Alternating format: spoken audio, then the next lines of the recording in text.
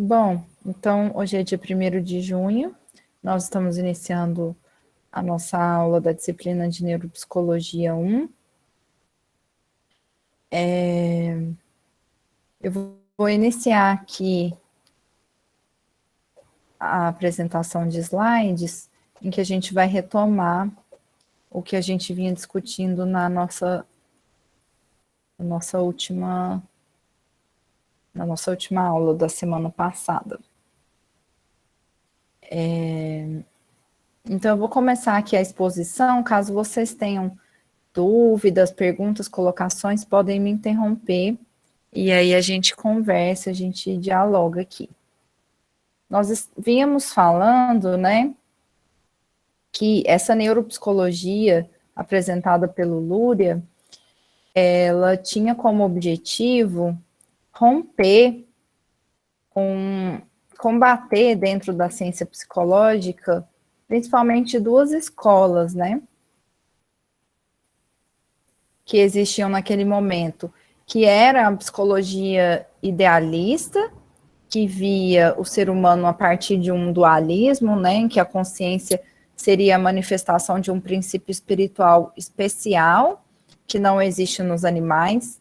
Então, essa ideia, nessa filosofia idealista, ela existe desde Descartes, desde quando Descartes diz, penso, logo existo, né? Então, a razão, a racionalidade, o espírito, seria esse algo que nós temos de diferente em relação ao restante dos animais. Então, a filosofia idealista, que dá origem a uma psicologia também idealista, admite que existe algo de diferente entre os seres humanos e os animais. Então, existe uma diferença, porém, essa diferença é algo a priori, algo que está dado, algo que simplesmente existe.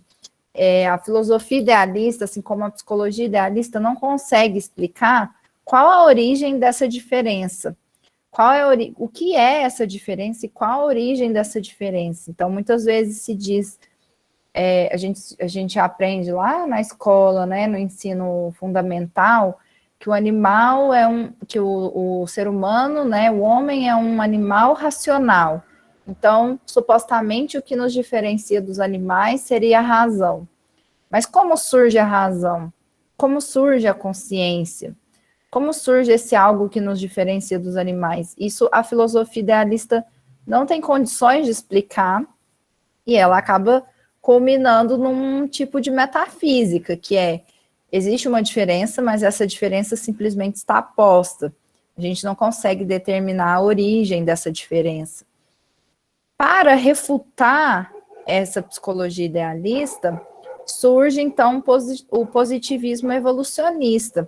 Dentro do positivismo evolucionista, nós temos também as psicologias que atuam nessa lógica do positivismo evolucionista, que justamente para se posicionar contra essa ideia da filosofia idealista, o positivismo vai dizer, não, é possível sim, existe sim uma relação entre as estruturas anatômicas do cérebro e o funcionamento cerebral. Então, é possível a gente verificar toda a existência do ser humano a partir da análise material do cérebro, do funcionamento cerebral. Esse positivismo evolucionista, quando a gente pensa dentro das neurociências, da neuropsicologia, ele vai culminar num tipo de localizacionismo, que é algo que a gente vai discutir a partir das próximas aulas, que é a ideia de que cada estrutura cerebral corresponderia a uma habilidade ou a algo específico do comportamento humano, e a gente vai ver que o Luria discorda disso. O Luria vai dizer, não é possível afirmar que cada estrutura cerebral tenha como correspondência alguma atividade ou algum comportamento específico do homem, porque o cérebro humano atua em conjunto, atua por unidades funcionais. Mas isso é um papo para os próximos capítulos. Mas o que eu quero que vocês entendam aqui? O positivismo, ele surge como um contraponto à filosofia idealista, né, em que vai dizer, não, a atividade consciente do homem é resultado direto da evolução do mundo animal. Ou seja, o que não existe uma diferença qualitativa entre os homens e os animais. Existe apenas uma diferença quantitativa. Como assim? Ora, não existe uma ruptura entre o desenvolvimento animal para o desenvolvimento do homem. Foi apenas um processo evolutivo, de continuidade evolutiva, que vai permitir que a gente saia da condição de animais e se torne seres humanos. Então, tudo que existe de mais complexo nos seres humanos é explicado pelo menos complexo dos animais. É por isso que nós dizemos que o positivismo evolucionista acaba operando um reducionismo na sua análise. Por quê? Porque vai dizer, ora, se o ser humano é um produto direto da evolução do mundo animal, se não aconteceu nada nesse meio tempo entre o animal e o homem, se a gente é apenas o resultado de um processo de evolução, então tudo o que existe no ser humano, tudo que existe mais complexo, pensamento, linguagem, enfim, todos os sentimentos, tudo que existe no ser humano que é mais complexo, já existe digamos, em proporção menor lá nos animais, existe em centelha lá nos animais. É por isso que a psicologia que surge dessa concepção positivista, evolucionista, acaba chancelando a ideia de que é possível explicar o homem a partir da análise dos animais. Então, nós podemos explicar o mais complexo pelo menos complexo, né? Então, a gente vai lá, estuda um rato, ou estuda um coelho, estuda o funcionamento cerebral de um animal, e a gente é capaz de pegar essas leis gerais que a gente verifica ali nos animais e aplicar na explicação do mais complexo, que é o ser humano. É nesse sentido que a gente diz que existe um reducionismo, porque pega-se o mais complexo e reduz o mais complexo ao menos complexo, né? Até aqui tudo bem? Tá dando para entender, gente?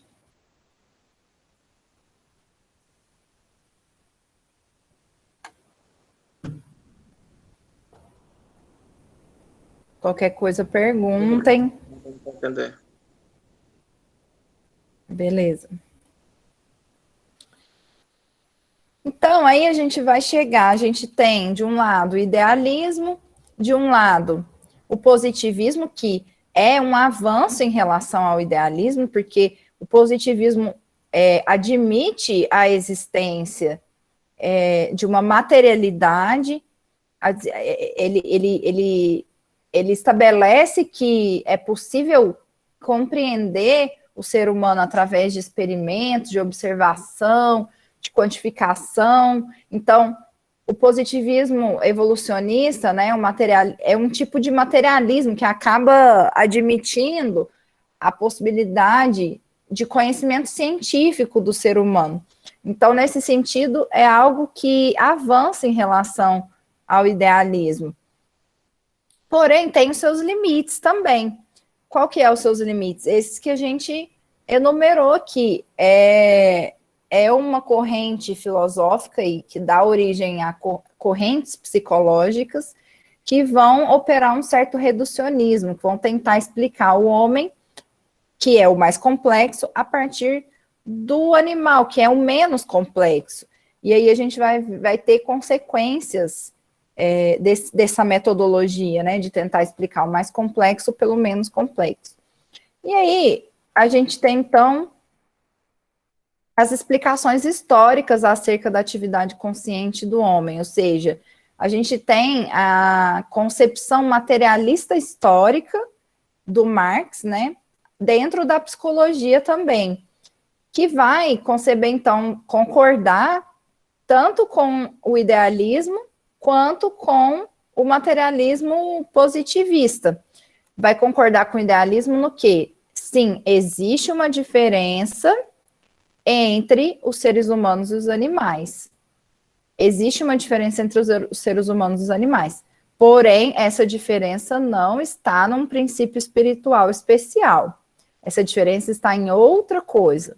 Também vai concordar e discordar do materialismo positivista. Vai dizer, a gente concorda que é possível analisar o homem através da materialidade, que não era possível aqui na filosofia idealista. A gente concorda com isso.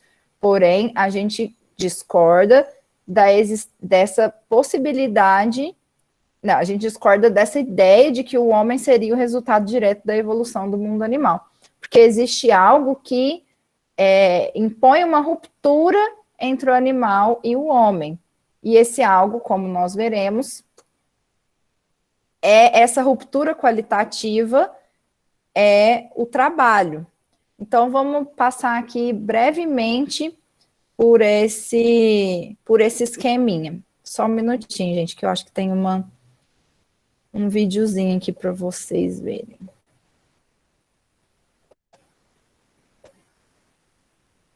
Deixa eu procurar aqui.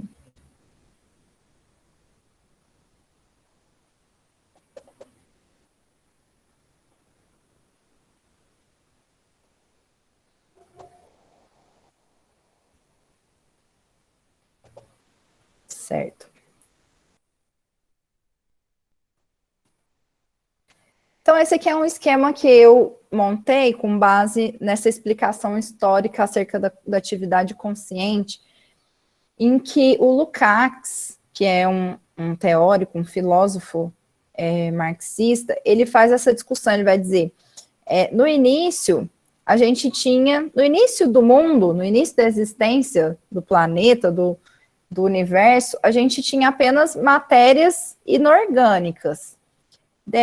Que tipo de matéria inorgânica existia, né? Existia energia, poeira estelar, existiam sais, minerais, cloretos, né? Isso aqui nós estamos falando já a partir da existência da Terra e com a existência já de matéria inorgânica. Então, para poder compreender esse momento, essa fase do desenvolvimento do nosso universo, da Terra e tudo mais, nós utilizamos as leis da química e da física. E nós utilizamos as leis de um outro campo do conhecimento, que é a astrofísica. Então, para a gente entender o que foi o Big Bang, o que são os processos de expansão, os processos de expansão do universo, o que dá origem a isso, né? Sempre lembrando que a ciência trabalha com hipóteses que podem ser confirmadas ou refutadas, mas até o presente momento, a astrofísica trabalha com a ideia, né, com a teoria, não a ideia, mas a teorização do Big Bang como o surgimento do universo. Então, uma partícula extremamente densa que se expande, criando tudo que existe, e nesse processo nós temos, então, processos de energia, de poeira estelar, nós temos as leis da química e da física que vão poder explicar esses processos, e a astrofísica, que é uma disciplina particular que provém da própria física, né? Então, o que eu quero dizer com isso? Eu não tenho competência, evidentemente, para explicar isso com muitos detalhes, mas o que eu quero dizer para vocês é que nesse momento da existência da Terra, da existência do universo, as leis da química e da física são capazes de explicar esses processos, porque tudo que existe é matéria inorgânica, e essas ciências, a química e a física, são capazes, a partir das suas leis próprias, a partir do seu funcionamento próprio enquanto ciência, de explicar, ou pelo menos de propor esquemas explicativos, que podem ser refutados ou não, de como essas coisas aconteceram, como esses processos se deram. Então, a gente entra numa máquina do tempo e vai lá nesse início do universo, né? Como propõe o Carl Sagan lá naquele naquela série, não sei se vocês conhecem, que chama Cosmos, que é uma série que, na verdade, foi uma série baseada numa série mais antiga do Carl Sagan, e hoje é com o Neil deGrasse Tyson, um astrofísico importante dos Estados Unidos e tudo mais, cujo objetivo dessa série é justamente tornar mais democrático o conhecimento científico, né, sobre a nossa existência. Então, eles fazem essa brincadeira que vamos entrar dentro de uma nave espacial, né, de uma nave que é capaz de nos levar lá no início dos tempos. O que nós tínhamos lá? Nós tínhamos toda essa matéria inorgânica.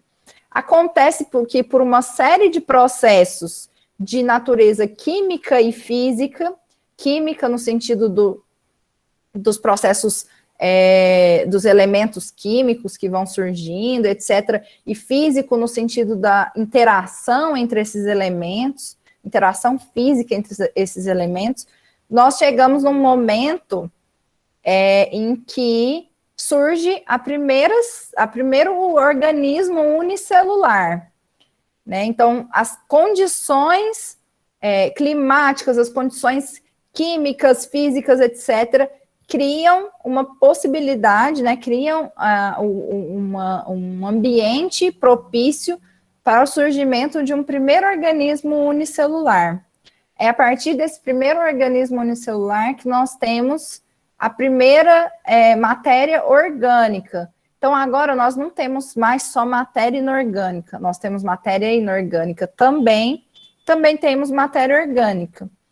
A matéria orgânica é o princípio do que depois o Darwin vai explicar muito bem, né? Que é todo um processo que leva milhares de anos, que sai de um organismo unicelular para um organismo pluricelular, que vai formar, né? Que vai constituir pequenos organismos que vão se complexificando ao longo de milhares de anos, dando origem a outras espécies, dando origem a outras ainda espécies e constituindo todos os seres vivos que existem, né?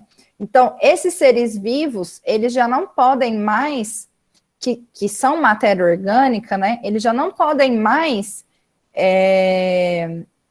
ser explicados apenas pelas leis da química ou da física. Por quê? Porque, embora a química e a física expliquem, em certa medida, esses novos seres, que são seres provindos da matéria orgânica, eles já não explicam totalmente esses novos seres, tanto que vai ser necessário, né, desenvolver um outro arcabouço teórico e científico para poder entender esses seres que não são matéria inorgânica, que são matéria orgânica. Qual é a ciência que estuda os organismos vivos, né? Os seres vivos. A ciência que estuda os seres vivos é a biologia, são as leis da biologia, posteriormente bioquímica, etc., que vão nos dar subsídios para poder compreender a matéria orgânica. Do ponto de vista desse processo, né, de constituição de seres mais complexos a partir desses organismos unicelulares, e como que foi se dando esse processo, e como que uma coisa se transforma em outra, como que um leva o outro à extinção, como que novas espécies surgem. Quem foi a pessoa que conseguiu sintetizar melhor esse processo dentro da ciência biológica? Essa pessoa foi o Charles Darwin. Ele realmente foi quem conseguiu, a partir de muita observação, a partir da catalogação de várias espécies, né, nas Ilhas Galápagos e tudo mais, ele vai conseguir demonstrar leis biológicas que explicam esse processo. E aí são leis biológicas que conseguem explicar esse processo, não mais leis da química ou da física, como conseguia explicar a matéria inorgânica no passado.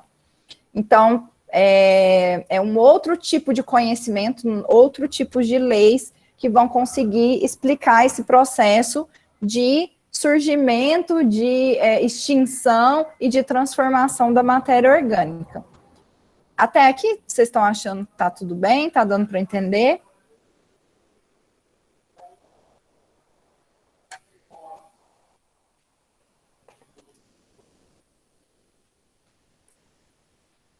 Eu vou parar aqui, então, a apresentação para poder apresentar para vocês um videozinho que vai mostrar esse processo, né, de evolução, esse processo evolutivo desde o primeiro organismo unicelular até os organismos mais complexos. É rapidinho.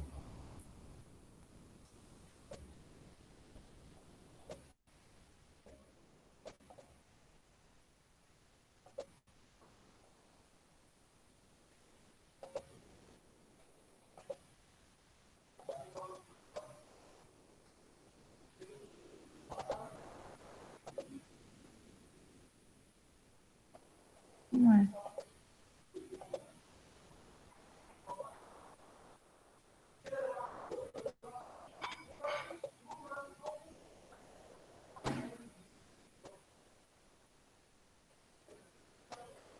Tá dando para ver aí, gente?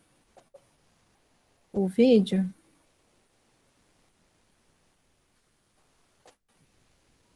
Tá dando pra ver sua tela.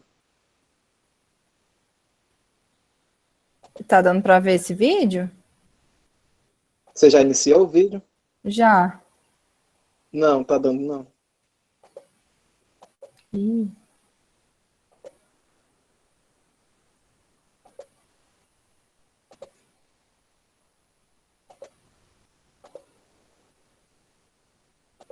E agora?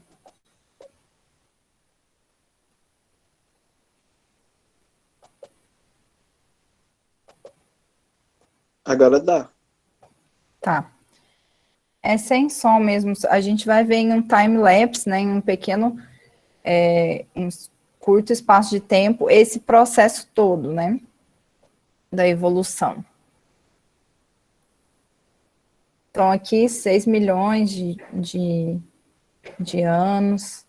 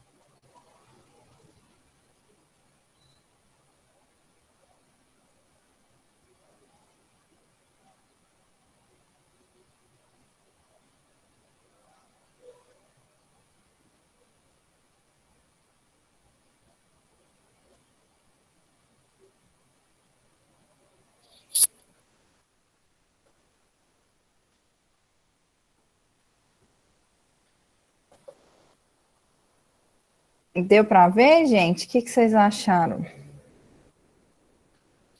dessa retomada aí?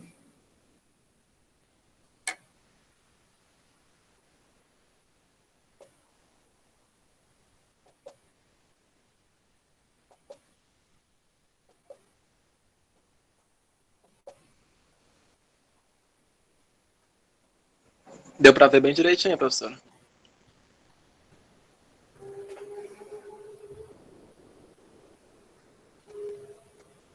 E o que vocês acharam? O que deu para entender?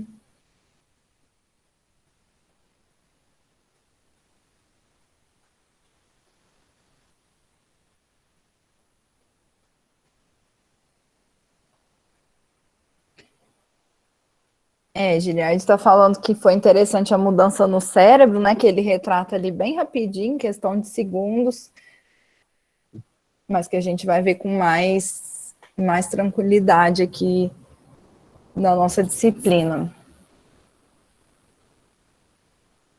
Também essa questão do trabalho, né? Até o David até já falou no chat. Que ele pega lá a madeira, né? O galho. Aí eu sempre lembro daquele exemplo da machadinha que você sempre fala, né? É aí que começou o trabalho, por assim dizer. A transformação da natureza. Exato. E ele retrata, né, o momento em que o ser humano modifica, digamos assim, a natureza, né? Ele utiliza os ossos, utiliza as pedras para os seus objetivos, para os seus fins. Ali ele coloca a descoberta do fogo como uma, digamos, uma casualidade da natureza, né? Que teria sido. Mas a gente não sabe, a gente não tem clareza se o fogo foi descoberto ou se realmente foi uma casualidade. É provável que é possível que tenha sido também um raio, né? Alguma coisa que cai na terra e aí se produz o fogo. Mas o fato é que o homem também aprendeu a reproduzir esse processo, né? Então, o homem não estava sujeito a casualidades da natureza. Ele também aprende, né, com o processo de usar uma pedra, friccionar uma pedra na outra para poder criar o fogo.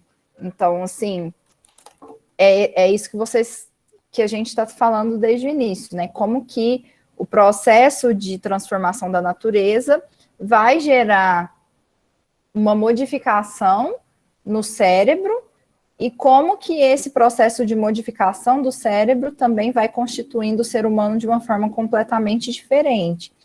Mas antes disso, antes de chegar nesse processo, né, da passagem do animal ao homem, também o vídeo mostra de forma bem rápida todo o processo evolutivo, né, lá dos primeiros organismos unicelulares para os organismos mais complexos, até chegar nos répteis, nos mamíferos, nos roedores, enfim.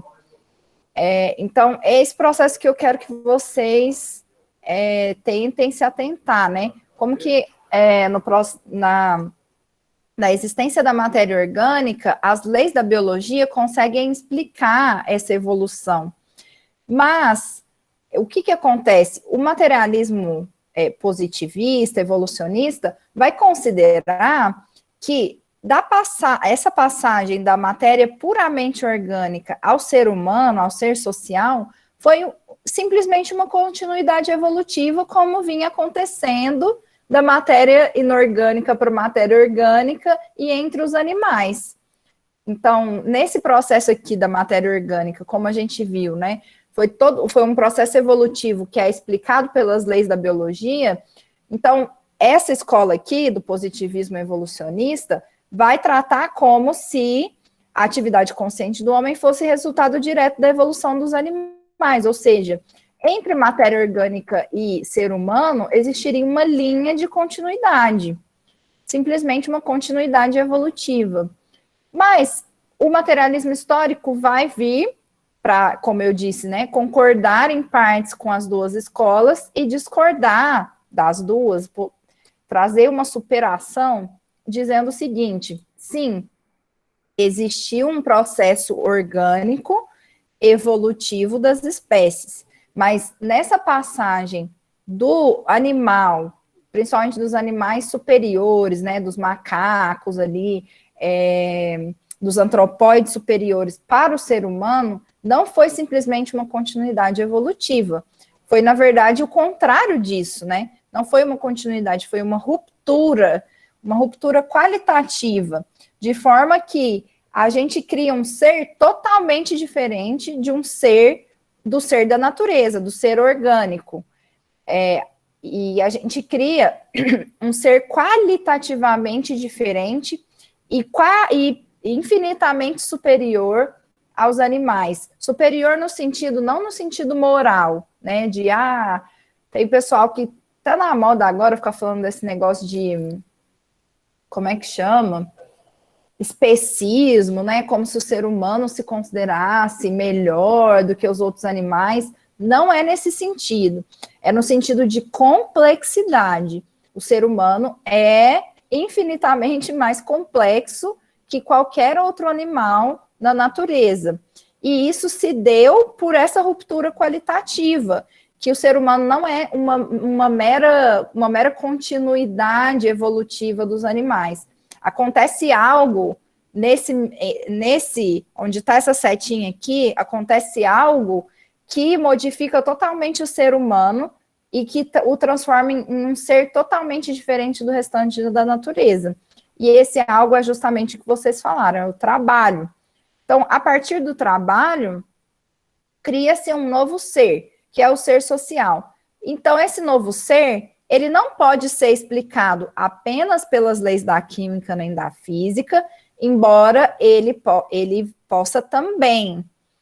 Ele não pode ser explicado apenas pelas leis da biologia ou da bioquímica, mas ele pode ser explicado também por essas leis. No entanto, ele não se resume mais à matéria inorgânica, embora tenha matéria inorgânica em nós, na nossa Constituição existe matéria inorgânica, na nossa Constituição existe matéria orgânica, nós somos seres orgânicos, mas nós não somos mais só isso, nós somos algo diferente e infinitamente mais complexo do que isso. Portanto, por sermos um ser totalmente diferente da matéria inorgânica e da matéria orgânica, agora, leis diferentes que vão explicar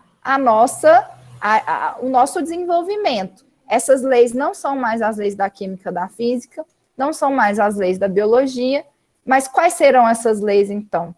Então, são as leis sociais, são as leis históricas.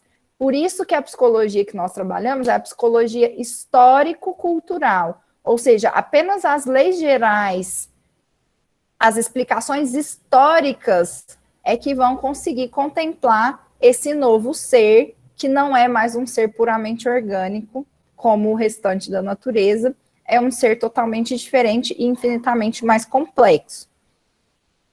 Então, só para a gente destrinchar bem rapidinho aqui, o que seria essa questão do trabalho, né? Vocês já falaram aqui mais cedo que o trabalho é justamente essa capacidade do homem de transformar a natureza para sanar suas necessidades. Então, lá no vídeo ele mostra, né, o homem utilizando ali o restante da carcaça, os ossos, utilizando uma pedra, mas para além disso, o que eles não mostram ali naquele vídeo é que ele não só utiliza uma pedra que existe na natureza, mas ele é capaz de pegar essa pedra, para usar de novo, né, o exemplo da machadinha, pegar um pedaço de pau, pegar uma pedra, pegar algum outro material para unir isso daí, um cipó, alguma coisa, e transforma algo que era só uma pedra, ou só um pau, ou só um osso, em um instrumento, em algo totalmente novo que não existia antes na natureza. Porque, veja, na natureza existe pau, existe pedra, existe osso, mas não existe machadinha. Machadinha, então, é o produto da atividade humana, produto do trabalho, em que só o ser humano é capaz de realizar.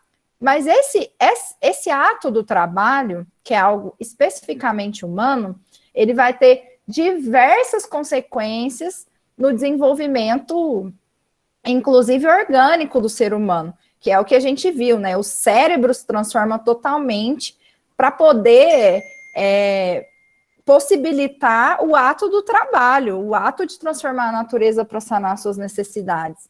Então, o que, que acontece? A gente precisa entender melhor o que seria esse ato do trabalho. Se a gente está falando que é algo que cria o ser social, que é algo que funda o ser social, que é algo que permite essa ruptura qualitativa, que permite a gente entender que nós não somos mais um ser somente biológico, embora nós sejamos seres orgânicos também, mas nós não somos mais só isso, como são os animais, né? Que nós temos uma outra forma de funcionamento que obedece a outras leis, né? Que são regidos por outras leis.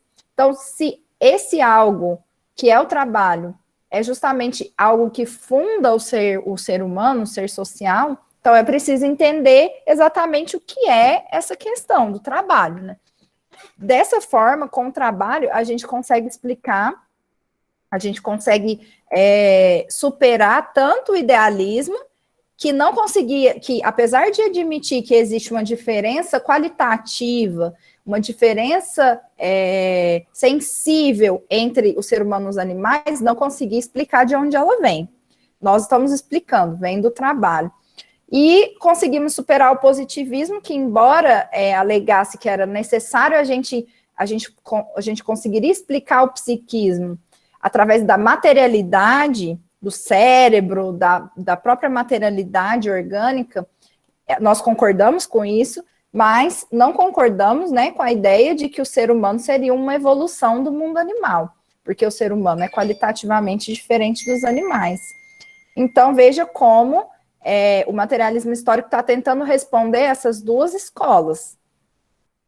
Então, ele disse, o materialismo está dizendo, né, o ser social é um ser qualitativamente diferente dos animais, e o que funda esse ser é o trabalho. Pois, então tá, o que é o trabalho?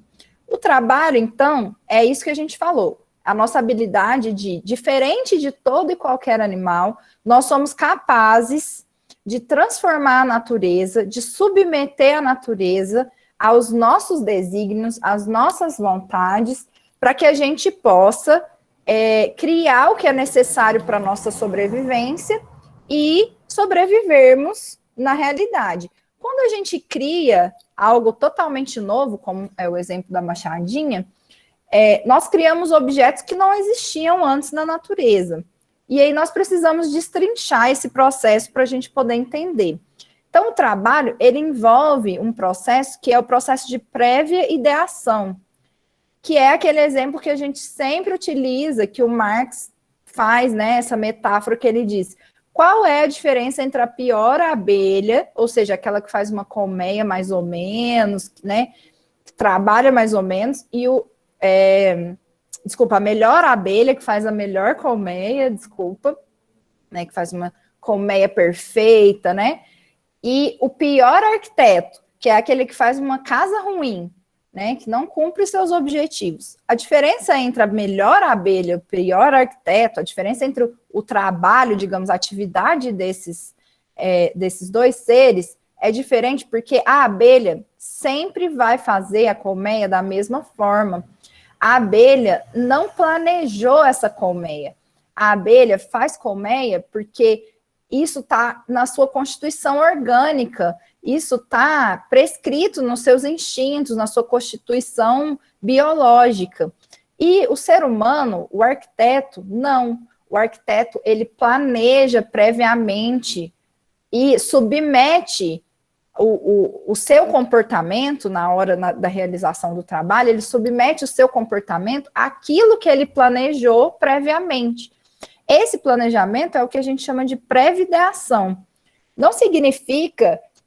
só que, veja, o trabalho não é só pré-ideação, não é só planejar. Porque se você só planeja e não cria algo, não trabalha de fato, não objetiva o seu planejamento, então você não cria algo novo, você não realiza trabalho.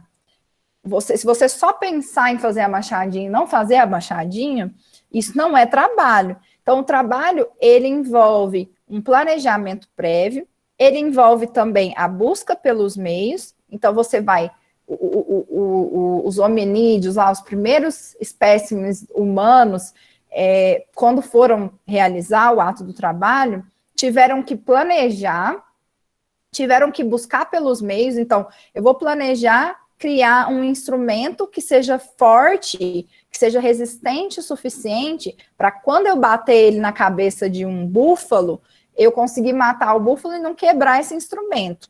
Então, eu preciso ter uma pedra de tal forma, né? Então, essa pedra precisa ser uma pedra muito rígida, ela precisa ser pontiaguda para poder ferir de morte o animal. Enfim, ela precisa ter tais ou quais características, e aí eu vou ter que buscar por esses elementos. Então, o homem, o ser humano é capaz de planejar previamente, buscar pelos meios mais apropriados para se chegar naquele planejamento inicial, e finalmente, com os meios apropriados, ele vai objetivar o trabalho, vai objetivar a machadinha. Então, quanto mais próximo daquele planejamento inicial for essa objetivação, mais eficiente é o resultado do trabalho, correto? Porque se ele planejou criar uma machadinha para poder realizar o abate de um animal, e aí ele buscou pelos meios de acordo com essa prévia ideação. Na hora de objetivar essa machadinha, ficou algo mole que na hora que bater em alguma coisa vai cair, não vai causar nenhum trauma lá naquele animal, então não serviu para nada. O objeto do seu trabalho não serviu para nada. Por isso que, ao objetivar algo novo, o ser humano precisa estar o mais próximo possível daquilo que ele planejou previamente. E tudo isso, prévia ideação, busca pelos meios e objetivação, tudo isso é o trabalho. Se tiver só prévia ideação, não é trabalho. Se tiver só busca pelos meios e prévia ideação, não é trabalho. Então, para ser trabalho, tem que ter chegado às vias de fato, que é realmente criar um instrumento, um objeto, algo novo, que vai ter a função de modificação da sua realidade, né? Da realidade do ser humano. Então, é importante a gente lembrar que o ser humano, lá nos seus primórdios, nossos antepassados, lá, os primeiros hominídeos, os primeiros representantes até do Homo sapiens sapiens, nossos antepassados, de 50 mil anos atrás, lembrando que mais ou menos 50 mil anos nos separa dos primeiros Homo sapiens. Homo sapiens, não estou falando dos hominídeos anteriores ao Homo sapiens. Então, mais ou menos 50 mil anos nos separa dos primeiros. Nesse processo, lá 50 mil anos atrás, quando o homem conseguiu realizar o ato do trabalho, ele trabalhou não porque ele quis, não porque era bonito, não porque ele tinha consciência de que algo ia mudar, ele trabalhou por necessidade.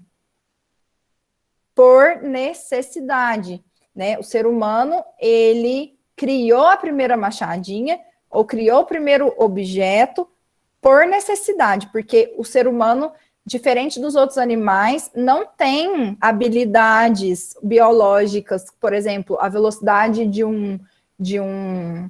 digamos, a gente não tem a velocidade de uma onça, de um tigre, a gente não tem a força de um elefante, a gente não tem a visão de uma águia, mas nós somos capazes de construir instrumentos para nos permitir nos manter vivos e existindo, apesar de não termos esse conjunto de habilidades que se encontra na natureza. E então nós tivemos que trabalhar, porque nós tivemos que nos proteger do frio, dos predadores, nós tivemos que trabalhar porque nós tivemos que nos alimentar, nós tivemos que trabalhar porque nós tivemos que criar as condições para a gente continuar existindo da natureza. Então, diferente de todos os outros animais, nós transformamos a natureza ativamente e submetemos a natureza às nossas necessidades. Submetemos a natureza ao que nós necessitamos para a nossa sobrevivência. E isso nenhum outro ser da natureza faz. É possível verificar na natureza seres que modificam a natureza de certa forma, como a abelha, como o João de Barro, como as formigas, que criam verdadeiras cidades subterrâneas embaixo da terra. Mas nenhum desses animais atua pela pré-ideação, busca pelos meios e objetivação de algo novo na natureza. O seu comportamento está submetido aos seus instintos, à sua própria organização biológica, tanto que uma formiga no Brasil ou uma formiga no Canadá vai fazer o formigueiro da mesma forma, assim como a colmeia na China e no Japão vai fazer a colmeia da mesma forma. Isso aí está na sua constituição biológica. O que vocês estão falando aí, gente? Naquele momento, tá. As teorias da Terra plana, o quê? Pelo amor de Deus, a gente não está trabalhando com teoria de Terra plana aqui, não.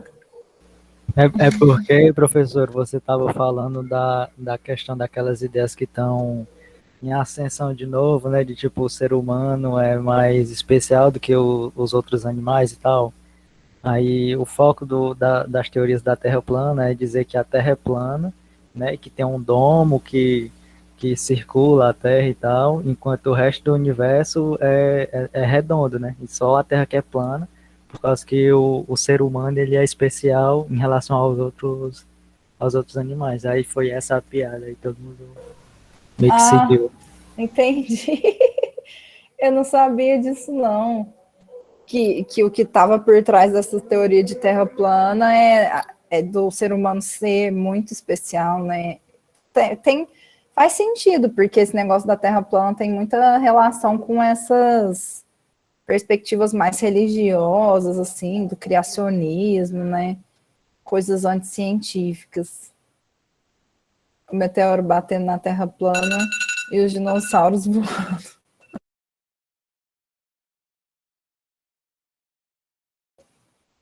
É a gente voltando para a Idade Média, né? Quando, sei lá, Giordano Bruno foi queimado pela igreja porque disse que a Terra não era o centro do universo. E sim o Sol. Infelizmente, triste.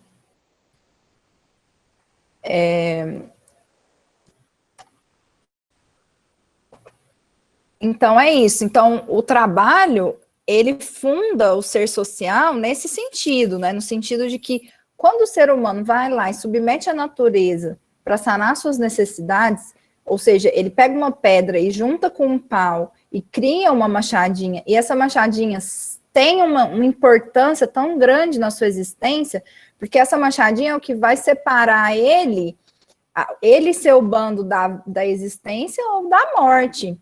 Né? Então, a machadinha não é assim, algo que se criou por capricho, é algo que se criou por necessidade, porque uma machadinha é capaz de abater um animal que vai durar ali, sei lá, uma semana de refeição, de alimentação para o homem e seu bando. Então, é algo que separa a possibilidade de vida ou de morte, que define, né, se aquele ser vai continuar sobrevivendo ou se ele vai morrer. Então, é um instrumento que vem da necessidade. Então, por isso que o ser humano, ele, ao fazer isso, ao criar algo novo, a partir dos elementos da natureza, o que acontece? Ele transforma também a si mesmo. E essa é a parte que nos toca. Essa é a parte que a gente entra propriamente na psicologia. Por quê? Porque vamos só pensar, tentar imaginar lá os nossos antepassados criando pela primeira vez um instrumento. A gente falou que o ato do trabalho envolve um planejamento prévio, né? Envolve a busca pelos meios, que é essa segunda setinha aqui, e envolve a objetivação, ou seja, o realizar mesmo desse algo colocar isso na natureza, né? E aí, nessa segunda setinha, quando a gente fala da busca pelos meios, a gente disse que, por exemplo, para criar uma machadinha que fosse forte, sólida o suficiente para atingir o seu objetivo, que era de abate de um grande animal, a pedra precisaria ter tais e tais qualidades, tais e tais características, né? O tronco, o pau, precisaria caber na mão do homem, precisaria ter tais e tais características. Então, veja, o ser humano, quando ele vai na natureza, né, que a natureza é essa infinidade de possibilidades, e ele procura por essas características na natureza para poder criar um objeto que seja o mais próximo possível desse seu planejamento e que chegue o mais próximo possível, né, do seu objetivo final, que é abater um animal, para poder sanar a sua fome, a fome do seu bando. Então, quando ele vai na natureza procurar esses elementos, o que ele está desenvolvendo? O que vocês acham que, do ponto de vista das habilidades psicológicas, das funções psicológicas, o que o ser humano desenvolve quando ele vai buscar pelos meios para poder realizar o trabalho? Deem a opinião de vocês aí. O que vocês acham que ele pode desenvolver nesse processo? E, de fato, desenvolveu, né, na história.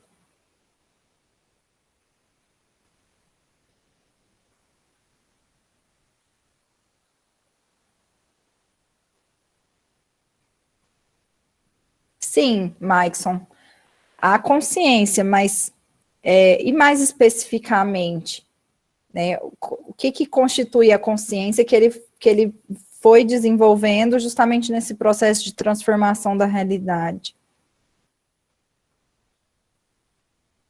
Pensando em coisas simples mesmo, você vai ter que procurar uma pedra, vai ter que lapidar uma pedra, o que você precisa para conseguir realizar esses atos?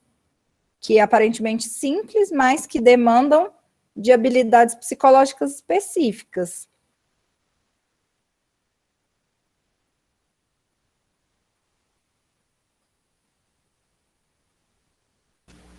Eu acho que pronto, esse próprio planejamento de, tipo, se eu juntar essa pedra que eu estou vendo com esse determinado pedaço de madeira, e aí se eu amarrar ele, eu consigo fazer, sei lá, essa machadinha.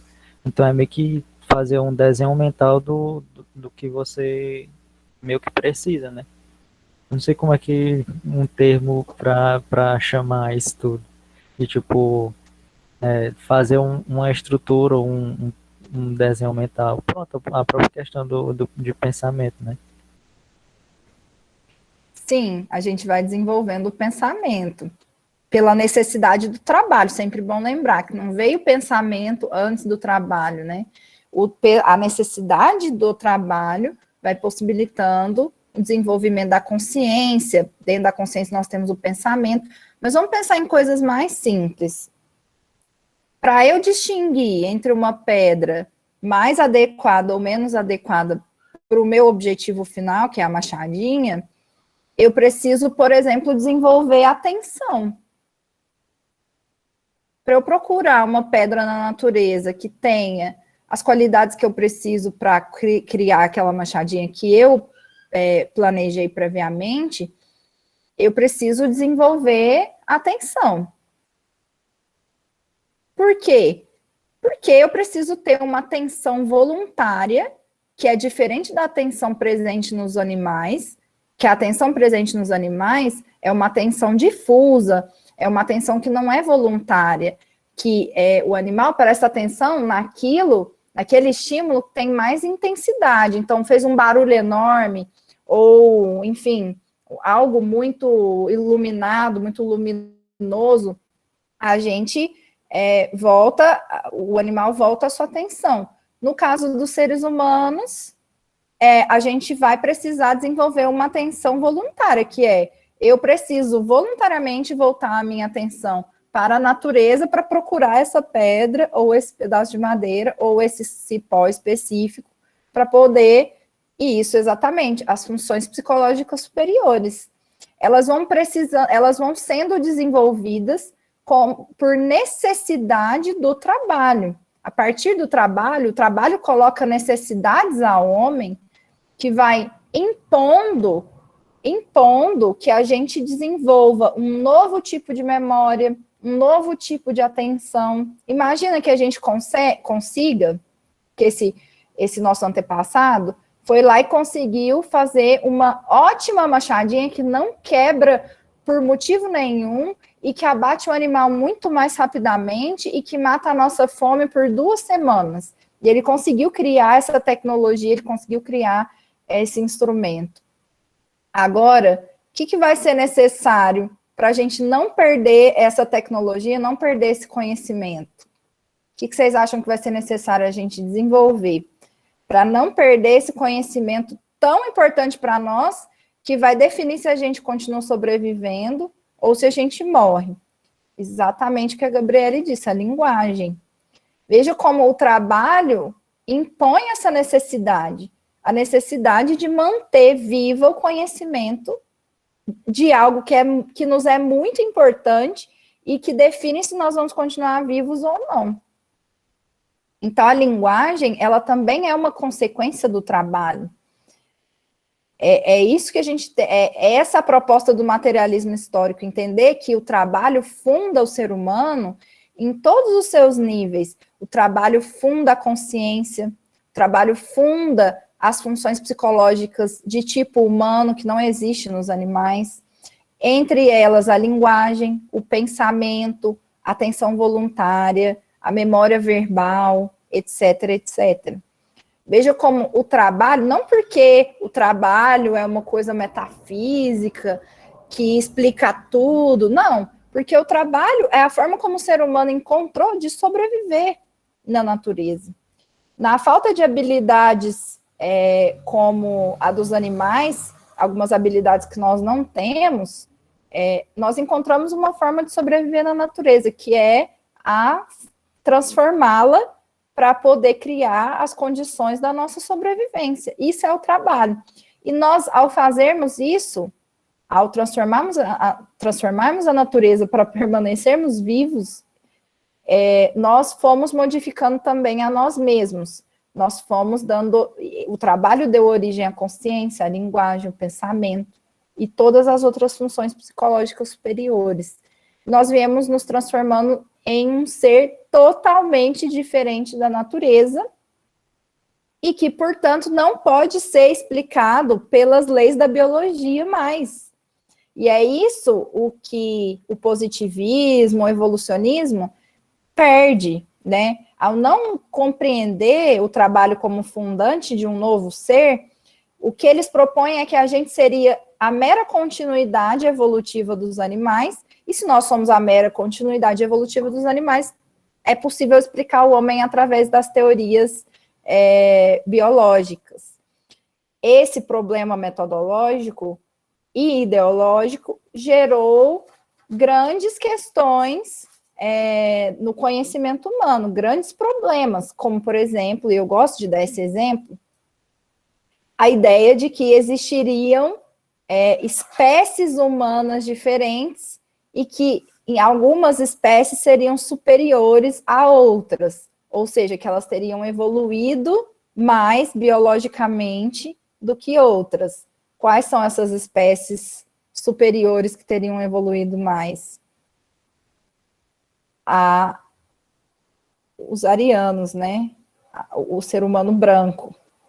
Então, a raça branca teria sido, então, teria evoluído mais do que outras raças, enfim. Esse tipo de teorização, é claro que tem várias outras coisas envolvidas, mas um dos fundamentos desse tipo de teorização é o evolucionismo, é uma ideia de darwinismo social, de que as leis biológicas descobertas por Darwin e que são muito importantes e que explicam a natureza de forma perfeita, poderiam ser aplicadas para explicar o homem. Mas, o homem é um ser que não é mais um ser só biológico. Então, para explicar a diferença social entre brancos e negros, entre judeus e arianos na Alemanha, a gente precisa, então, entender a história humana, entender o desenvolvimento histórico do homem, não apenas um desenvolvimento biológico. Porque se a gente parte só da diferença, se a gente parte só de uma compreensão biológica, a gente vai incorrer num equívoco muito grande para poder explicar isso. Deu para entender, mais ou menos? Ou totalmente?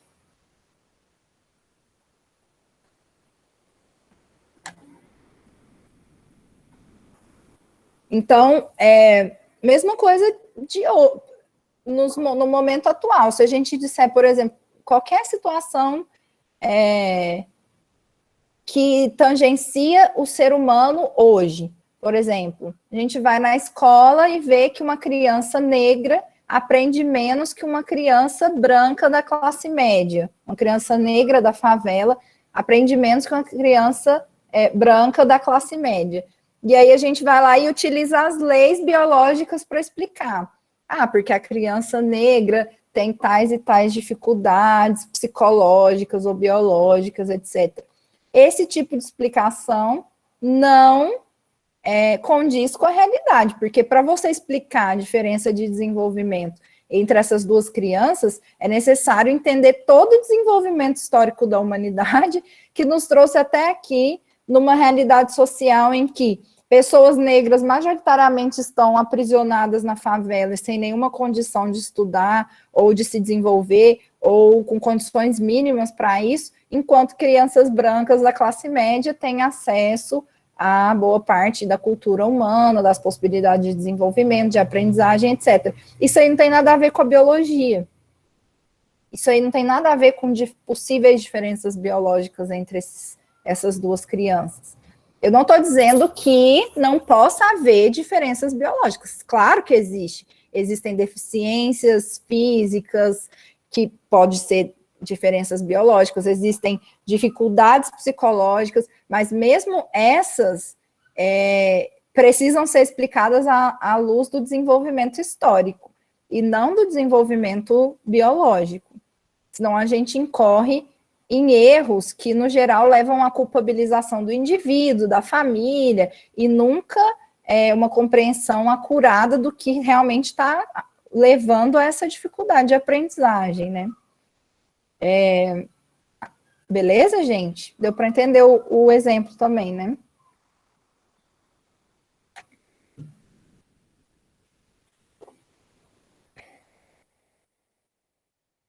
Então, para poder explicar isso, né? Então, o que a psicologia histórico-cultural, como que a psicologia histórico-cultural, então, explica a atividade consciente do homem?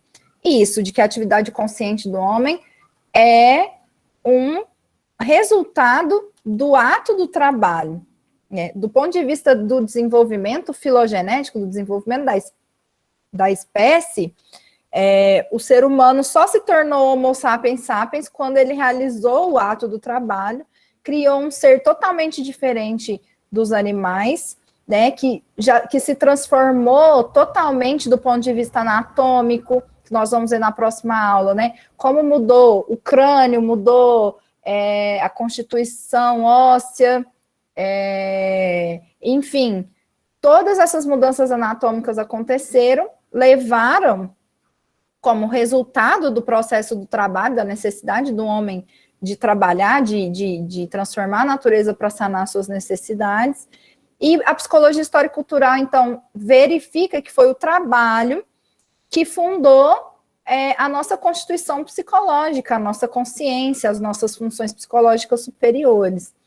Então, a psicologia histórico-cultural vai dizer as peculiaridades da consciência humana estão na forma histórico-social de atividade, especificamente a criação de instrumentos, e, em consequência, na linguagem, como a Gabriele colocou muito bem, a linguagem vai surgir como necessidade do trabalho, principalmente necessidade de manutenção do conhecimento do trabalho, né, adquirido pelo trabalho, os seres humanos necessitaram dizer coisas uns para os outros, e a linguagem ela foi sendo desenvolvida a partir disso. Tem um texto muito bom do próprio Lurie, que nós estamos trabalhando aqui, que chama A Pré-História da Linguagem, que ele vai mostrar como que a nossa linguagem vai se tornando cada vez mais precisa, porque nós precisávamos também de uma precisão muito grande na realização do trabalho. Então, a linguagem também ela vai se modificando, vai se desenvolvendo, à medida em que a nossa própria forma de trabalho também vai se modificando e se tornando mais complexa.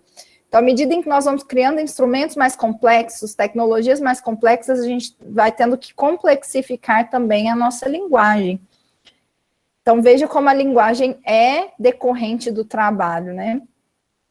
Então, além de programas de comportamento consolidado por vias hereditárias, que são as funções psicológicas elementares. E 2, a influência da experiência passada do próprio indivíduo.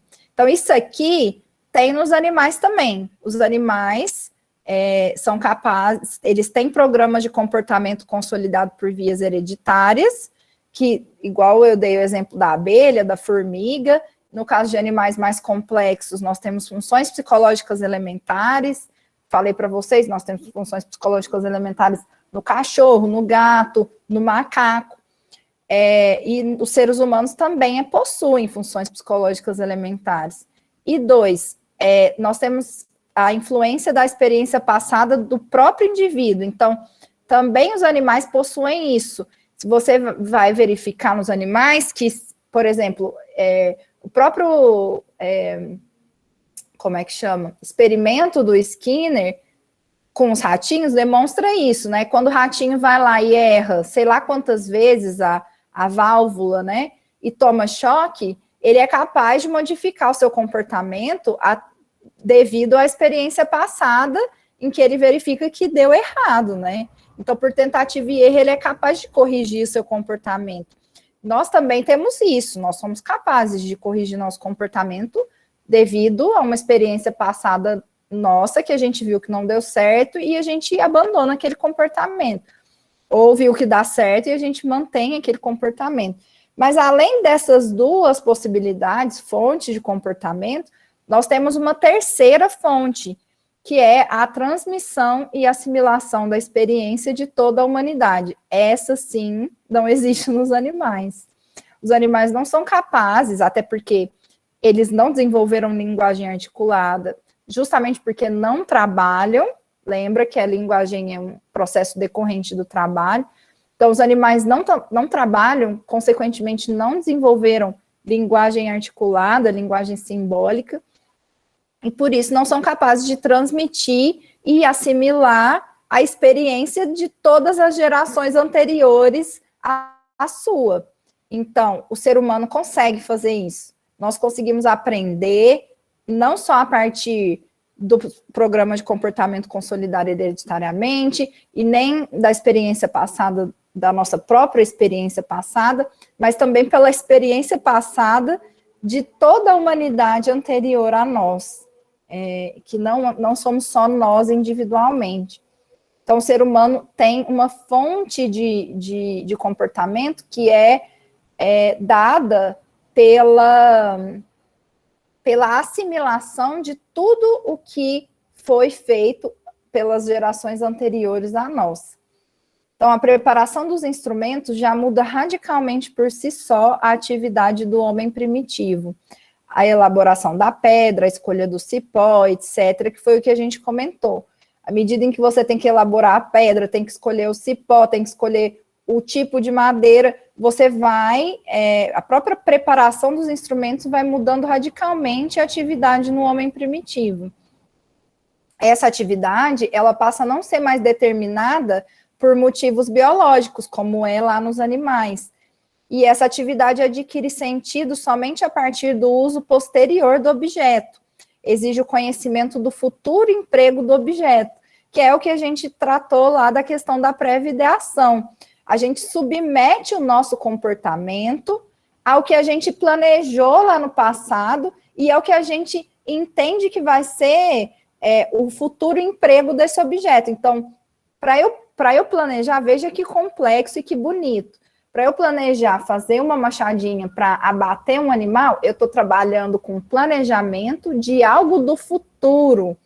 E nós vamos ver que existe uma área, que existe uma unidade funcional cerebral humana que é especificamente humana, que existe só nos seres humanos, que é responsável por isso, pelo planejamento de ações futuras. Só nós, seres humanos, somos capazes de planejar e de submeter o nosso comportamento em prol de um planejamento futuro. Isso é uma especificidade humana, que os animais não são capazes, porque o seu comportamento está submetido ao seu instinto, à sua constituição biológica. Até aqui, tá dando para entender, gente?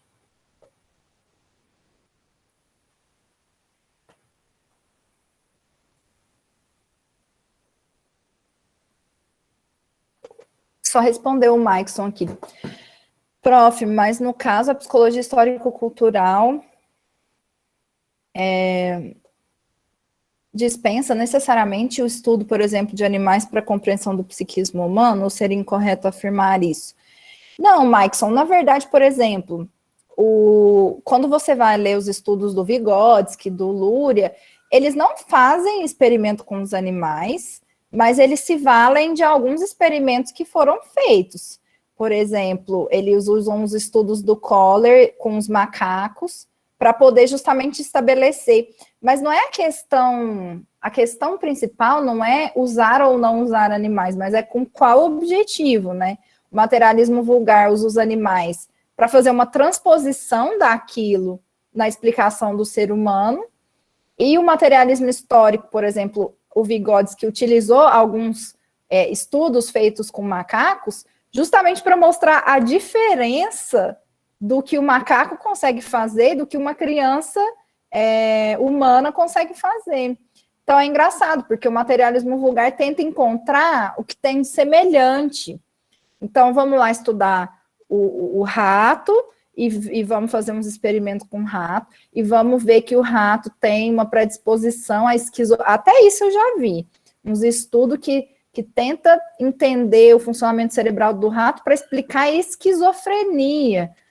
Então, parte-se do pressuposto de que existe algum tipo rudimentar de esquizofrenia no rato e que aí existe uma similaridade com um processo de esquizofrenia no ser humano, e aí essa similaridade do rato vai explicar o ser humano. A psicologia histórico-cultural é o oposto disso, que é, nós vamos até utilizar os experimentos, já fizeram com os animais mais superiores, de preferência, os macacos, né, para ver o que o ser humano consegue fazer que o macaco não consegue, até onde o macaco chega que o ser humano ultrapassa. E aí são lindos esses experimentos. A análise do Vygotsky do experimento do Kohler é muito bonito, está num livro que se chama Comportamento Humano, a história do comportamento, : símios, criança, símios, homem primitivo e criança. Acho que é assim o título. Que ele vai fazer essa análise desses experimentos com os macacos, mostrando, olha, o macaco ele chega até aqui, e ele consegue fazer tal e tal coisa, mas a partir daqui ele não consegue mais. E uma criança, um filhote humano de tenra idade, ultrapassa o macaco nisso. Então, essas diferenças vai mostrando exatamente como que o trabalho, né, a atividade consciente humana, ela é muito diferente da atividade consciente dos animais, de tal forma que a gente não pode utilizar o funcionamento animal para explicar o homem, entendeu? Deu para entender, Maikson? Quer dizer, respondi sua pergunta?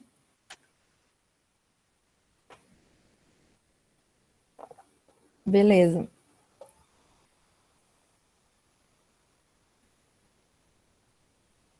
Então, a gente viu, né, que para a psicologia histórico-cultural, então, a gente tem 3 fontes do comportamento humano. 2 deles nós temos em comum com os animais, e o terceiro, que é a transmissão e assimilação da experiência de toda a humanidade através da linguagem, essa é especificamente nossa, né? especificamente humana. E essa capacidade de planejar o futuro, de planejar uma ação futura, é algo que vai ter o seu correspondente cerebral, que é a terceira unidade funcional que o Luria trata, né, que é especificamente humano, os lobos frontais, que não existe em nenhum outro animal. Isso é muito interessante. Então, é essa a condição fundamental que surge no processo de preparação do instrumento de trabalho, e pode ser chamada de primeiro surgimento da consciência, ou, em outros termos, a primeira forma de atividade consciente. Qual que é a primeira forma de atividade consciente? É esse ato de planejamento, de planejamento e de preparação do instrumento para a construção futura desse instrumento, para uma utilização futura, quer dizer, para a construção no presente, sendo submetida a uma utilização futura que parte da nossa necessidade, nossas necessidades objetivas. Então, a partir das nossas necessidades, nós planejamos instrumentos, buscamos pelo meio, produzimos esse instrumento adquire sentido a partir do seu uso futuro, e isso tudo constitui as primeiras formas de atividade consciente do homem, né? Ou seja, primeiro momento em que o homem se descola da natureza e não age mais por questão instintual, por uma determinação do seu próprio organismo ou do seu instinto, mas pela sua própria consciência. Então, a preparação dos instrumentos de trabalho leva a uma mudança radical de toda a estrutura do comportamento. A separação entre a atividade geral e as ações especiais não é determinada imediatamente por motivo biológico, mas é dirigida pelo motivo consciente, que adquire sentido apenas na comparação dessas ações com o resultado final. Isso aqui, para dar um exemplo, né, para a gente poder entender essa questão de separação das ações com atividade geral. Só para dar um exemplo. O ser humano, lá, os nossos antepassados, descobriram que uma forma mais efetiva de abater um grande animal era o trabalho coletivo, em que um homem iria espantar o animal, né? Como é que fala? Como é que é a palavra? Quando você coloca o animal numa situação sem saída, como chama?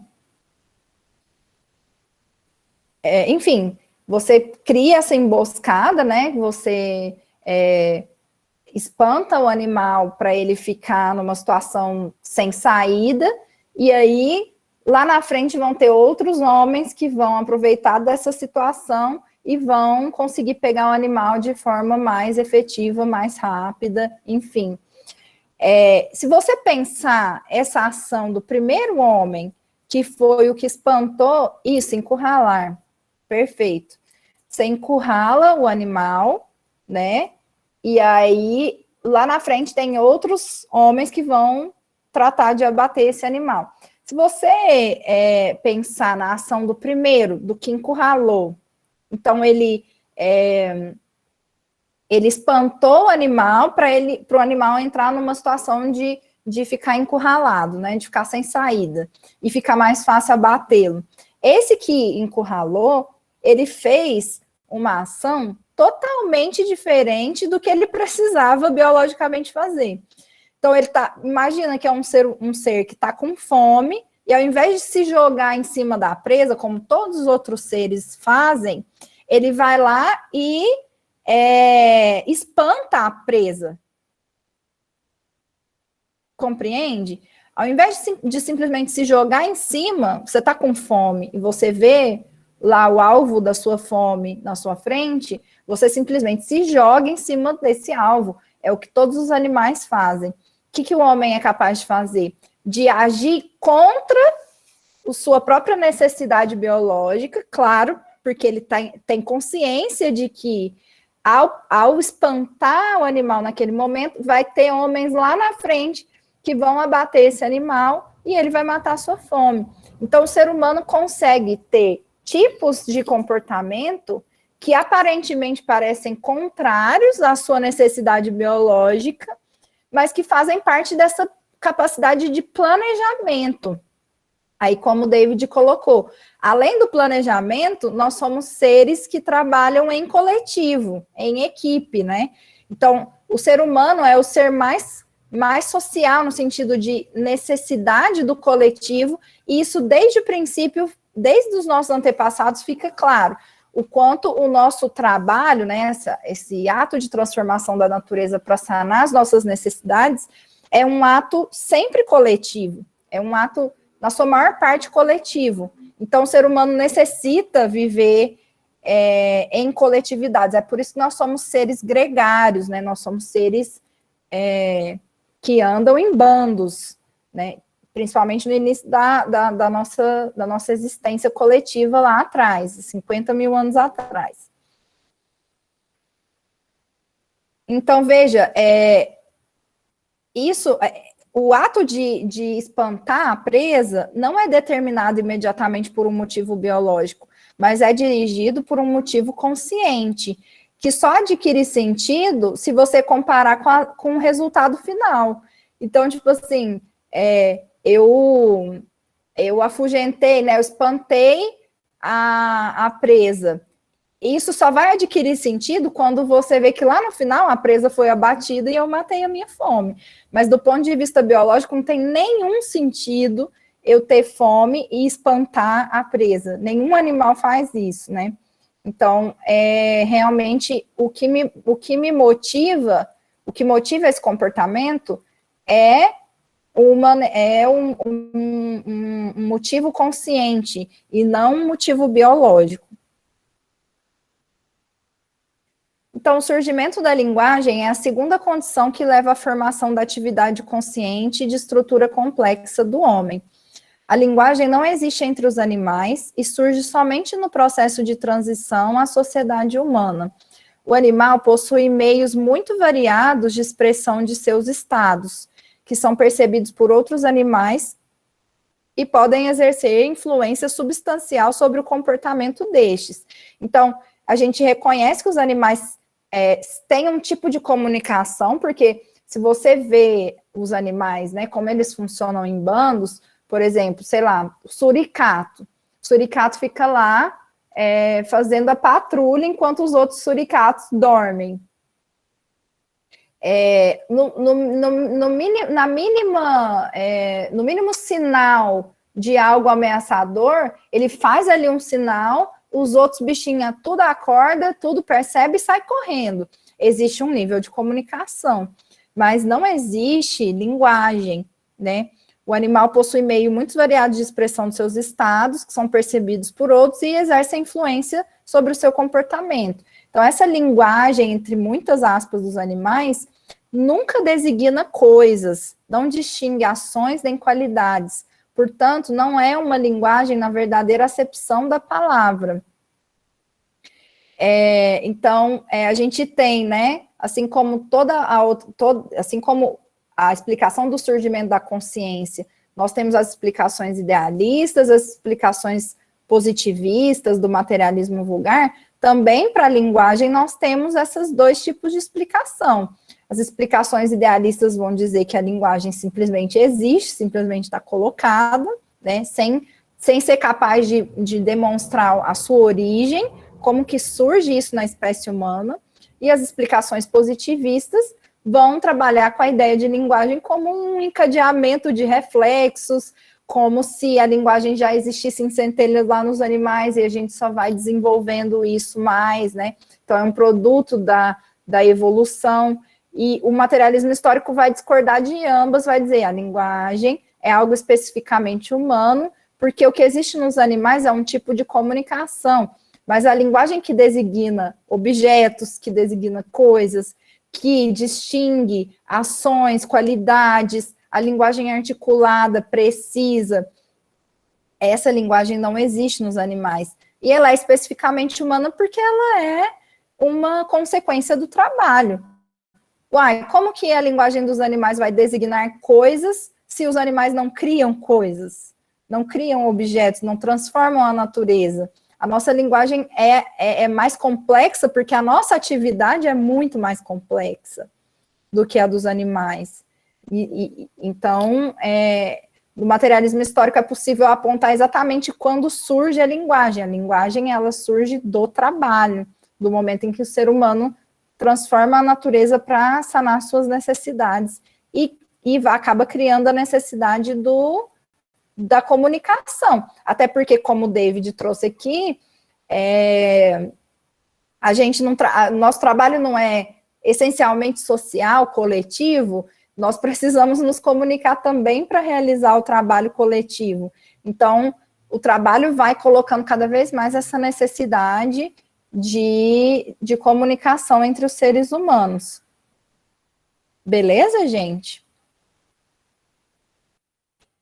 Então, a solução científica do problema da origem da linguagem só se tornou possível quando a filosofia e a ciência abandonaram as tentativas de procurar as raízes da linguagem no âmago do organismo, que é o caso do materialismo vulgar, e de deduzi-la diretamente das peculiaridades do espírito, no caso, né, da filosofia idealista, ou mesmo do cérebro. Não tem como deduzir a linguagem diretamente do cérebro, como tentam fazer algumas perspectivas ainda naturalistas, mais do materialismo vulgar mesmo.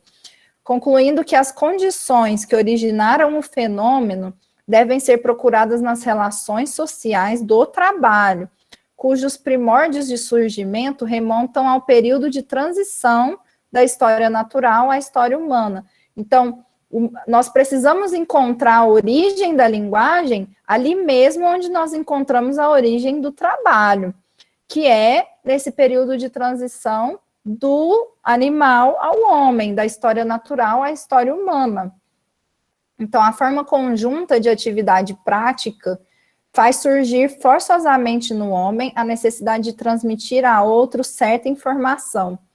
Essa não pode ficar restrita à expressão dos estados subjetivos, a vivências, devendo, ao contrário, designar os objetos, coisas ou instrumentos que fazem parte da atividade do trabalho conjunto. Então, é basicamente isso que a gente já discutiu. O trabalho conjunto força a gente a comunicar coisas uns para os outros, e o resultado do nosso trabalho, que é a machadinha, que são os instrumentos, os objetos, as coisas que nós criamos para poder continuarmos vivos naquele momento ali de transição, ela também precisa, nós criamos objetos, nós precisamos designar esses objetos, nós precisamos explicar como utilizar esses objetos. Então, a linguagem ela vai se tornando cada vez mais precisa, mais específica.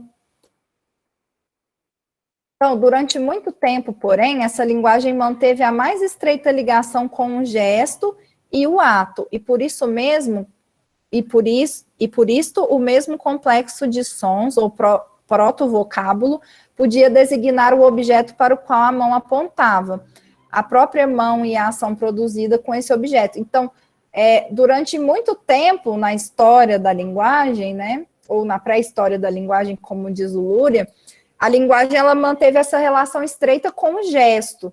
Então, quando a gente vê, né, essa coisa caricata assim, dos nossos primeiros antepassados falarem em formato desse protovocábulo, né, ou seja, uma linguagem que não tem uma diferenciação, claro que não era exatamente assim, mas esses sons, o mesmo som poderia designar vários objetos diferentes, porque a linguagem, a comunicação estava mais presa ali no gesto, no ato de apontar, né, para o objeto. Só que depois de muitos milênios, a linguagem dos sons começa a separar da ação prática e adquirir certa independência. Então, a gente começa, então, a utilizar a linguagem mesmo na ausência do objeto. Veja, se a gente vai designar um objeto sem ter esse objeto aqui na mão imediatamente para poder apontar para ele, essa linguagem vai tendo que ficar mais diferenciada, mais específica. Ela não pode ser para qualquer objeto, porque senão você não consegue entender, não consegue passar a mensagem para o outro.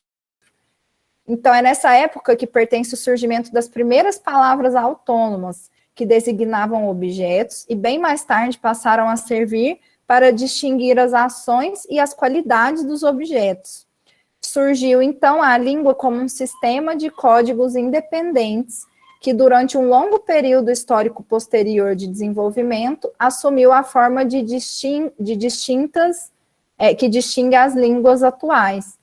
Então, a gente vai surgindo durante todo esse processo, né? Primeiro sons indiferenciados, depois esses sons começam a se diferenciar, depois eles começam a designar objetos, depois de muitos anos eles começam a designar, a distinguir ações, qualidades dos objetos, e assim vai se montando o sistema de códigos de uma língua, que vai se tornar mais para frente os próprios idiomas, as línguas com as quais nós nos comunicamos. Interessante, né? Tudo isso, evidentemente, vem de uma complexificação do próprio ato do trabalho, né? Que necessita que a gente vá tornando a nossa linguagem cada vez mais específica, cada vez mais precisa para o outro poder entender. Até aqui tudo bem?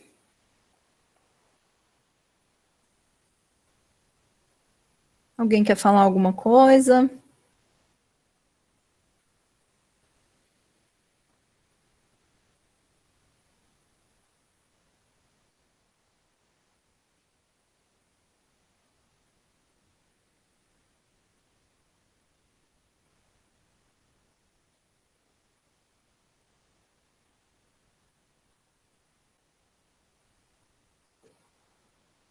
Então, só para a gente finalizar, então, 3 mudanças essenciais à atividade consciente do homem foram acontecendo nesse processo de trabalho. Primeiro, designando os objetos e eventos do mundo exterior com palavras isoladas ou combinações de palavras, a linguagem permite discriminar esses objetos, dirigir a atenção para eles e conservá-los na memória. Veja como o desenvolvimento na história da nossa espécie, na nossa história filogenética, o desenvolvimento da linguagem impulsionou o desenvolvimento de um outro tipo de atenção, o desenvolvimento de um outro tipo de memória. O homem está em condições de lidar com os objetos do mundo exterior, inclusive quando eles estão ausentes, ou seja, quando eles não estão presentes imediatamente. A linguagem possibilita que a gente represente em formato de símbolo algo que existe na realidade, mas que não está presente naquele momento. Então, nós vamos criando os signos, os símbolos. Nós podemos falar das coisas sem elas estarem presentes imediatamente, como era lá no início, né? A gente precisava apontar o objeto, precisava estar com o objeto aqui na nossa cara. A linguagem articulada, com o desenvolvimento da linguagem, isso vai se tornando desnecessário. Nós podemos falar dos objetos sem eles estarem presentes. A linguagem duplica o mundo perceptível, permite conservar a informação recebida do mundo exterior e cria um mundo de imagens interiores. Então, é importante a gente lembrar que a linguagem não está descolada da realidade. A linguagem nada mais é do que duplicação da realidade, do que a representação da realidade, né? A linguagem não é uma realidade em si, ela é a representação de algo que realmente existe na natureza, na própria realidade. Então, por mais que a gente consiga duplicar o mundo em imagens interiores, o mundo realmente existe. Estou falando isso porque existem, né, as concepções mais pós-modernas, aí que surgem a partir de 1968, que vão tratar a linguagem como se ela tivesse uma existência em si, como se ela não tivesse uma relação com a própria realidade, né? Então, as palavras de uma língua não apenas indicam determinadas coisas, como abstraem as propriedades essenciais destas, relacionam as coisas perceptíveis a determinadas categorias. Então, as palavras de um certo idioma não apenas indicam determinadas coisas, mas também abstraem as propriedades essenciais dessas, relacionam as coisas perceptíveis a determinadas categorias. Como que a gente, como que você pode afirmar que isso aqui que está na minha mão é um copo, porque você considera as características principais. Então, não importa se é um copo transparente, com tampa vermelha, com canudo, se é um copo preto, se é um copo comprido, se é um copo baixinho, se é um copo largo. Desde que tenha aquelas características essenciais e principais, a gente consegue categorizar numa categoria maior chamada copo. Então, a gente vai conseguindo também, através da linguagem, a gente vai conseguindo criar categorias, categorizar os objetos, né? Generalizar os objetos. Então, essa possibilidade de assegurar o processo de abstração e generalização representa a segunda contribuição importantíssima da linguagem para a formação da consciência. Algo muito importante para a formação da nossa consciência, então, é a nossa capacidade de generalizar. A gente não precisa, como aconteceu com os nossos antepassados, isso é verdade, isso é atestado aí pelos estudos paleontológicos e tudo, que em muitas civilizações antigas, você poderia ter um nome diferente para cada objeto igual. Então, suponhamos que a gente tem 5 copos aqui, e a gente teria 5 nomes diferentes para designar cada um desses objetos. Com o desenvolvimento da linguagem, né, sua sofisticação, a gente consegue generalizar. Então, eu não preciso usar a minha memória para lembrar 5 nomes diferentes para 5 objetos iguais. Desde que eles conservem certas características essenciais, eu posso colocar todos na mesma categoria e chamar todos de copo. Compreendem isso?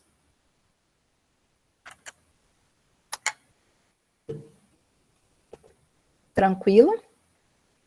E essa nossa capacidade de abstrair e generalizar características dos objetos vão desenvolvendo cada vez mais a nossa consciência, de uma forma cada vez mais diferente da consciência, né, da atividade consciente da atividade dos animais, né, da atividade que não é consciente, na verdade, dos animais.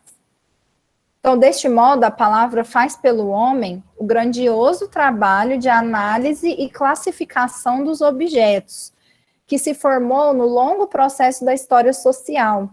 Isso dá à linguagem a possibilidade de tornar-se não apenas meio de comunicação, mas também o veículo mais importante do pensamento, que assegura a transição do sensorial ao racional na representação do mundo.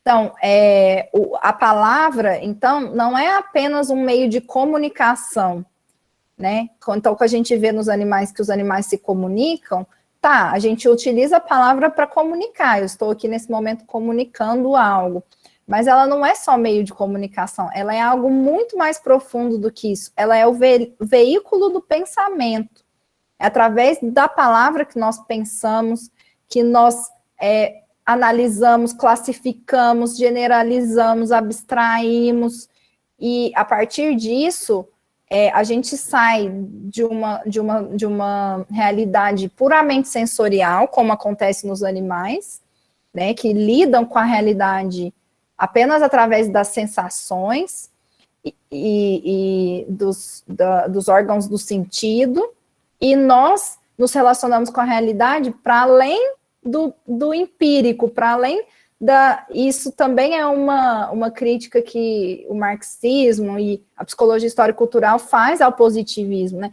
Que o ser humano é capaz de se relacionar com a realidade não só através dos seus órgãos do sentido, das suas capacidades sensoriais, mas através da sua racionalidade, da representação do mundo, que é feita através da linguagem e do pensamento, da consciência. Um exemplo bem simples disso é o relógio. É um objeto que serve para marcar as horas, que vem do latim orológio. O orológio, né, do latim, então a gente vê como que as primeiras palavras, elas se referem às funções dos objetos, né, e vão se aperfeiçoando, enfim, se modificando, Mas é que esse é o exemplo. Esse relógio é muito diferente deste relógio. Esse é um relógio quadrado, um objeto que tem números. Esse é um relógio de se colocar no pulso, que não tem números, que tem pontinhos. Esse aqui é um relógio redondo, que se colocar na parede. Esse é um relógio redondo de se colocar no braço. Esse tem campainha. Enfim, esse aqui também é de marcar o tempo e é uma ampulheta. Então, formas totalmente diferentes para um mesmo objeto. E nós somos capazes de categorizar de colocar todos esses objetos tão diferentes numa mesma categoria relógio, porque tem a ver com a sua função, marcar as horas ou marcar o tempo. E nós conseguimos fazer essa análise, realizar essa classificação. Como? Através da palavra, né? A palavra que duplica a realidade, que nos permite pensar através dessa unidade que é a palavra. Então, a terceira mudança essencial da atividade consciente do homem, que é proporcionado pela linguagem, é que a linguagem é um veículo fundamental de transmissão de informação, que se formou na história social da humanidade, ou seja, ela cria uma terceira fonte de evolução dos processos psíquicos, que no estágio do homem aproximam-se das duas fontes, os programas de comportamento transmissíveis por hereditariedade, que a gente viu, e as formas de comportamento resultantes da experiência de dado indivíduo. Então, isso se verifica nos animais, mas a transmissão de informação, ou seja, a educação, isso que nós estamos fazendo aqui, que eu estou transmitindo algo, um conhecimento para vocês que vocês não tinham antes, e que você não precisou passar por isso, você não é algo que está na sua constituição biológica, é algo que você está ouvindo outro ser humano falar através da linguagem, e você vai assimilar essa informação ao conjunto da sua atividade consciente, através da linguagem. Então, ao transmitir a informação mais complexa, produzida ao longo de muitos séculos de prática histórico-social, a linguagem permite ao homem assimilar essa experiência e, por meio dela, dominar um ciclo imensurável de conhecimentos, habilidades e modos de comportamento, que, em hipótese alguma, poderiam ser resultado da atividade independente de um indivíduo isolado.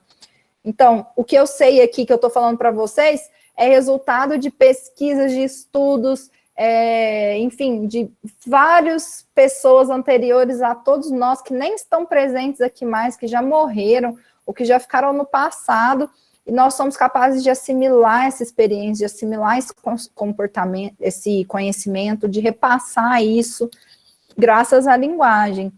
Então, isso significa que o surgimento da linguagem surge no homem, com o surgimento da linguagem, surge no homem um tipo inteiramente novo de desenvolvimento psíquico, desconhecido nos animais, e que a linguagem é realmente o meio mais importante de desenvolvimento da consciência. Por enquanto é isso por hoje. Vocês têm alguma pergunta, colocações? Estamos aí há 4 minutinhos para finalizar a aula. Acharam difícil? Acharam complexo? Foi possível entender? Se vocês puderem dar um feedback aí da aula de hoje, para eu ver como é que vocês estão. Boa noite, professora. Dá para me ouvir? Dá sim, pode falar.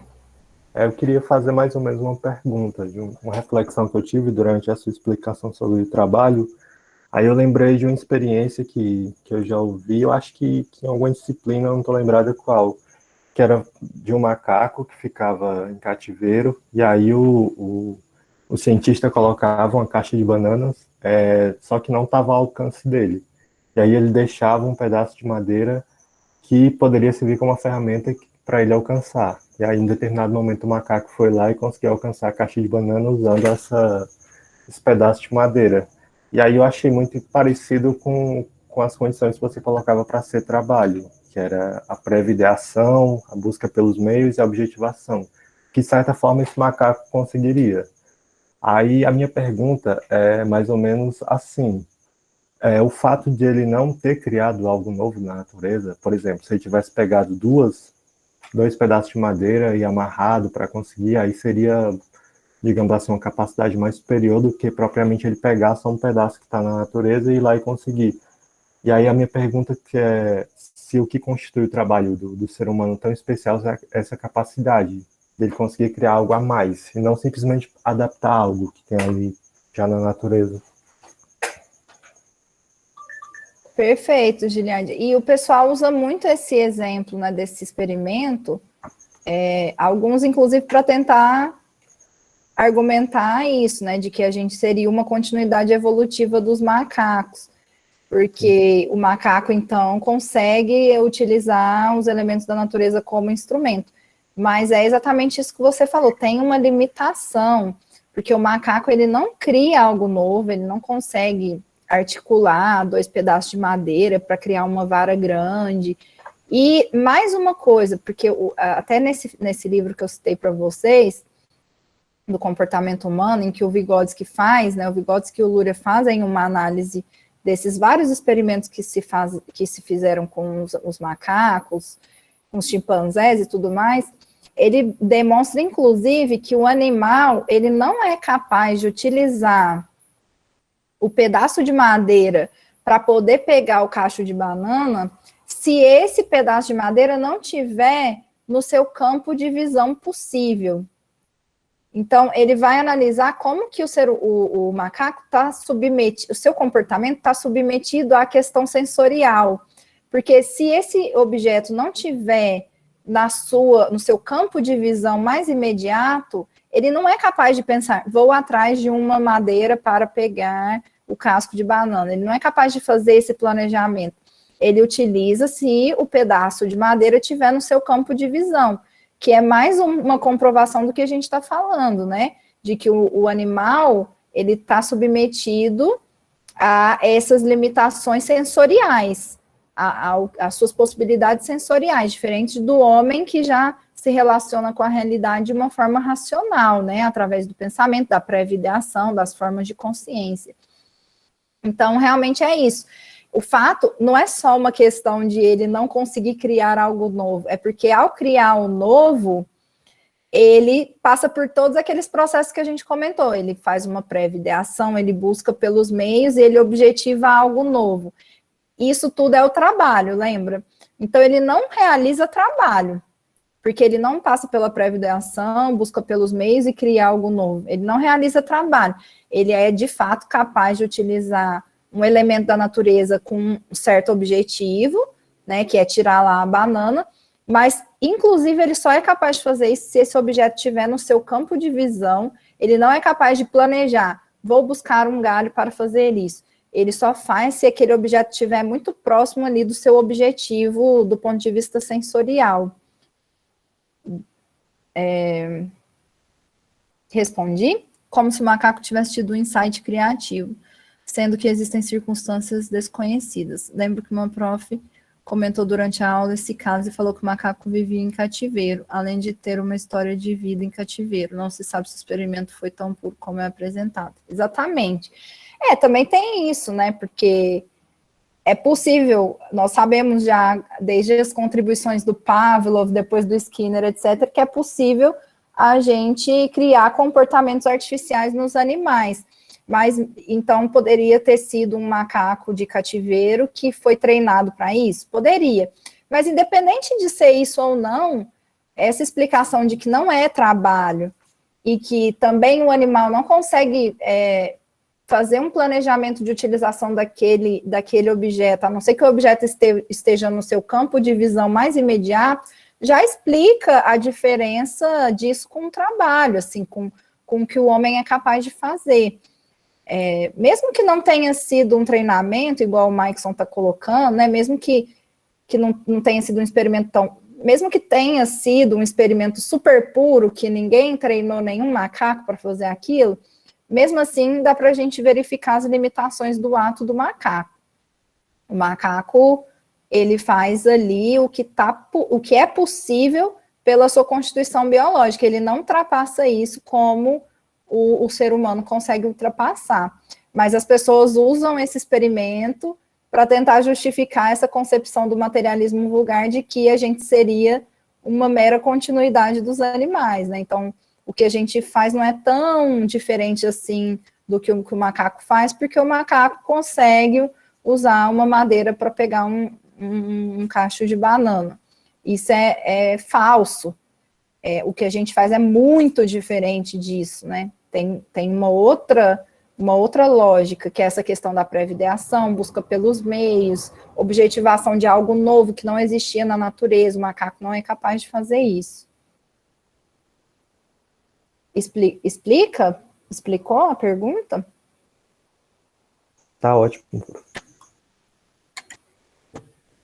Depois vocês peguem esse texto do Luria com Vygotsky, que assim, vocês leem numa sentada, é muito interessante, porque ele vai analisando, né, os experimentos com os macacos, e tem várias assim, figuras, esquemas que ele vai mostrando. Realmente é muito legal, assim, muito interessante ver que existem limitações objetivas assim, para o comportamento do macaco, e aí depois ele vai comparar com a criança, e vai mostrar, por exemplo, uma criança é capaz de fazer a mesma coisa, ela pega um banquinho e coloca o banquinho embaixo da prateleira de doce para poder alcançar lá o pote de doce, com a diferença de que a criança, ela consegue planejar isso, ela consegue pegar um banquinho que não está no seu campo de visão, então ela consegue pensar nessa ação, né, planejar essa ação futura. Então, a criança pequena, o filhote humano pequeno, já ultrapassa em muito os limites de um macaco, por exemplo. É bem interessante ver essas diferenças. Beleza, gente? Então, mais alguma pergunta?